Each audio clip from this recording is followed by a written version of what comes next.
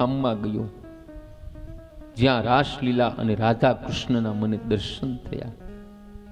હું શ્રી કૃષ્ણ કીર્તનમાં ભાવ વિભોર થયો. કીર્તનમાં મને અતિ આનંદ થયો. રાધાજીની ભલામણથી શ્રી કૃષ્ણએ મને પ્રસાદ આપ્યો. હું ધન્ય થયો. વ્યાસજીએ પૂછ્યું કે ભગવાને પ્રસાદમાં તમને શું આપ્યું? નારદજીએ કહ્યું, પ્રસાદમાં મને ભગવાને વીણા આપી, અને આ વીણા જાતે જુદા જુદા સુરોમાં આલાપ આપે. મહાવિષ્ણુની કૃપાથી ત્રણેય લોકમાં હું સ્વતંત્ર વિહાર કરું, અને સપ્ત સુરોના સંયોગ સાથે હું ભગવાનના ગુણ ગાતો ફરું.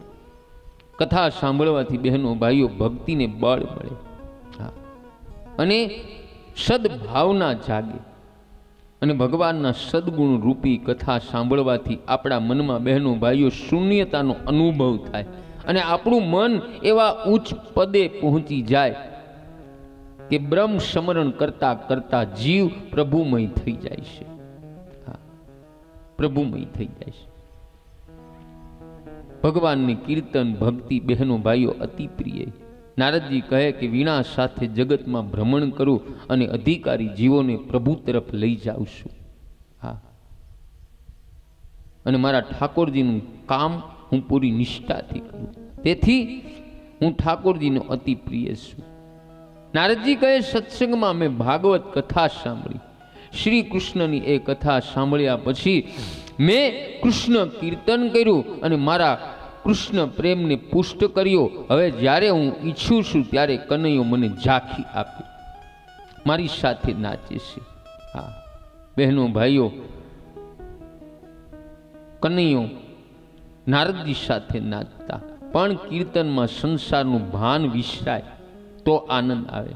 જ્યારે જીભથી કૃષ્ણનું કીર્તન થાય, મનથી પ્રભુનું ચિંતન થાય, અને દ્રષ્ટિથી શ્રી કૃષ્ણ સ્વરૂપને નિહાળશો ને તો આનંદ મળશે.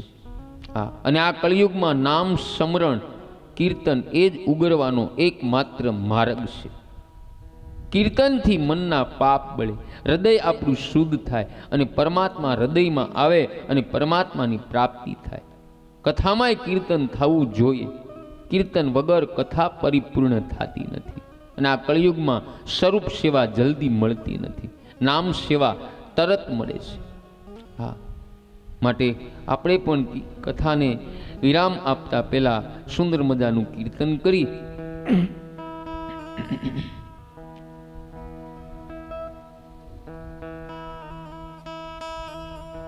રામ કૃષ્ણ હરે રામ કૃષ્ણ હરે રામ કૃષ્ણ હરે રામ કૃષ્ણ હરે.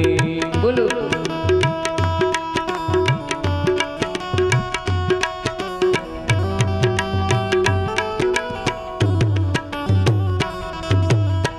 રામ કૃષ્ણ હરે રામ કૃષ્ણ હરે રામ કૃષ્ણ હરે રામ કૃષ્ણ હરે. બોલો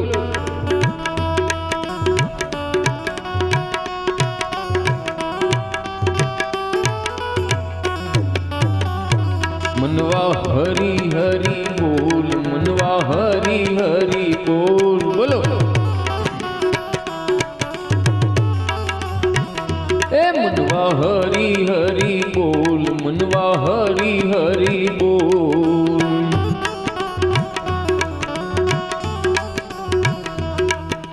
કીર્તન મારો પ્રાણ છે, કથા મારો આધાર છે. રામ કૃષ્ણ બોલ, રામ કૃષ્ણ બોલ. બોલો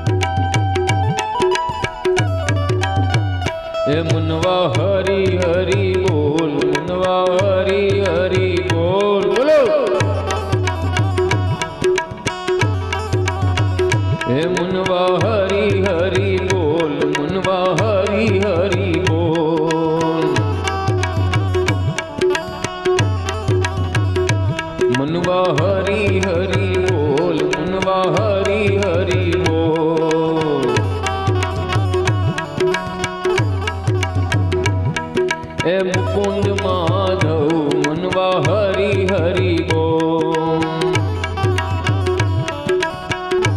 મનવા હરી હરી બોલ, મનવા હરી હરી બોલ, મનવા હરી હરી બોલ, મનવા હરી હરી બોલ, મનવા હરી હરી બોલ, મનવા હરી હરી બોલ.